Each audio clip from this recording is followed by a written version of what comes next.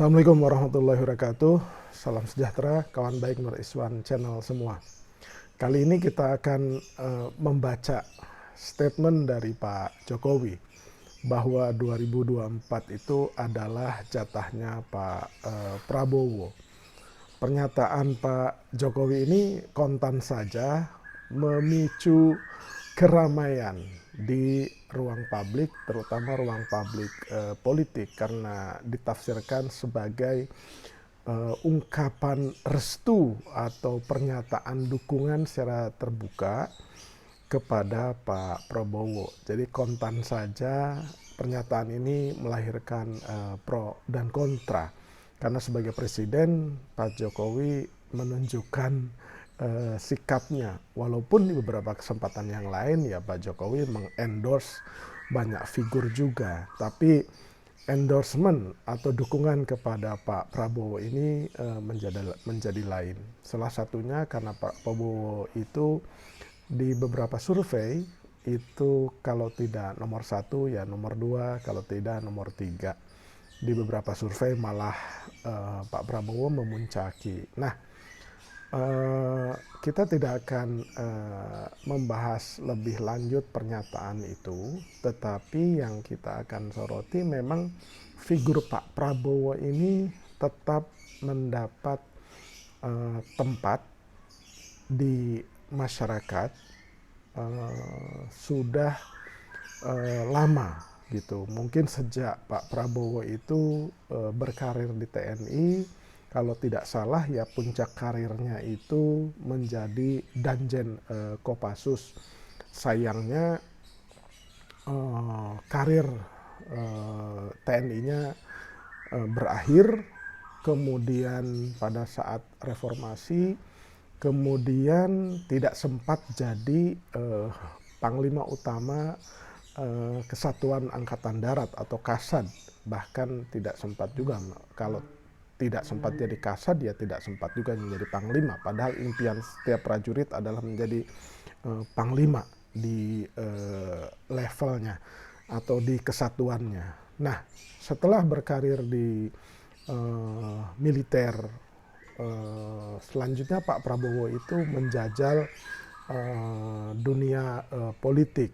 Tentu saja pada masa itu yang amat dekat dengan Pak Prabowo itu dan kemudian Pak Prabowo merasa nyaman berpartai ya tak lain dan tak bukan itu adalah Partai Golkar. Nah, jika diurut ke belakang, Pak Prabowo ini memang menjadi langganan untuk maju perhelatan Pilpres. Jadi upayanya itu memang sudah dilakukan jauh sebelum ini. Kalau dihitung, Pak Prabowo itu sudah menjajal upaya menjadi presiden atau calon wakil presiden itu sejak 2004. Jadi jika Pak Prabowo itu maju lagi menjadi calon presiden di 2024, maka itu adalah upaya beliau yang kelima kali, apabila upaya pertama ketika mengikuti konvensi Golkar di tahun 2004 itu dihitung. Jadi ini kita urut. Jadi pertama kali Pak Prabowo itu menjajal untuk menjadi calon presiden itu melalui kendaraan partai politik bernama Golongan Karya. Jadi waktu itu Golkar mengadakan konvensi terbuka calon presiden dan mengundang para tokoh ketika itu yang memiliki mungkin peluang besar melalui pintu Golkar. Nah, konvensi ini selain diikuti oleh Pak Prabowo, diikuti juga oleh Akbar Tanjung, Wiranto, Surya Paloh, Abu Rizal Bakri, dan lain-lain. Tetapi yang mendapat suara lumayan itu ya 3 figur ini. Nah, Pak Prabowo sendiri itu mendapatkan suara di konvensi tahun 2004 Golkar itu mendapatkan suara 39 kalau tidak salah. Jadi urutan kelima. Jadi pada saat putaran pertama itu Pak Akbar Tanjung mendapat 147, Wiranto 137, Abu Rizal Bakri 118, Surya Paloh 77, kemudian Prabowo Subianto itu 39. Di putaran kedua, yang head to head itu adalah Akbar Tanjung dengan Wiranto, yang kemudian Wiranto ini memenangkan putaran final konvensi Partai Golkar dan menjadi capres dari Partai Golkar, kemudian berpasangan dengan Salahuddin Wahid. 2004 itu tentu saja yang maju itu adalah yang menang itu adalah Pak siapa namanya, Susilo Bambang Yudhoyono gitu.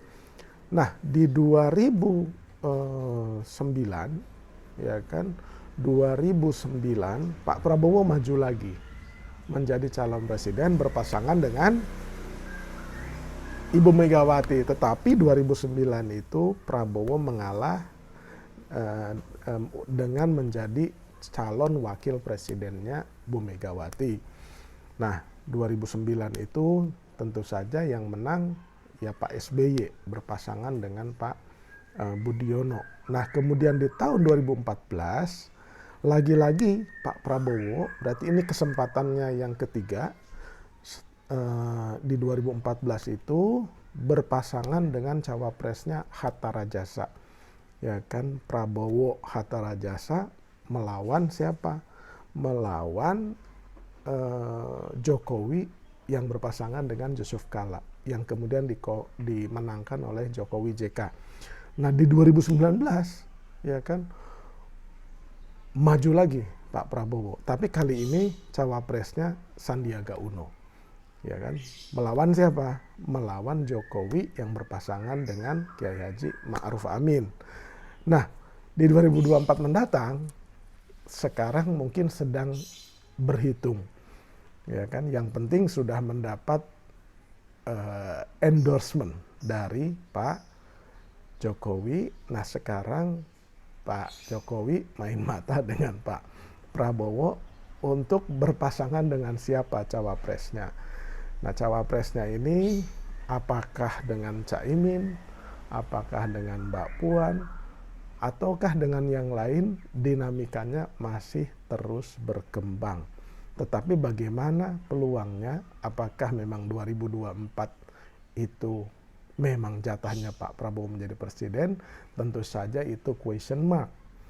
Karena 2024 itu bukan jatah-jatahan yang diberikan oleh Pak Jokowi, tapi kehendak sejarah, kehendak masyarakat, dukungan partai politik dan dukungan masyarakat menjadi penentu. Bahwa kemudian faktor Pak Jokowi itu juga penting, tentu saja. Tetapi ada faktor-faktor tokoh penting yang lain juga yang ikut menentukan, termasuk suara rakyat itu akan kemana. Kita akan lihat terus peluang Pak Prabowo. Apakah memang jatah beliau atau kemudian dikalahkan oleh yang lain. Demikian, terima kasih. Jangan lupa subscribe, like, share, dan komen.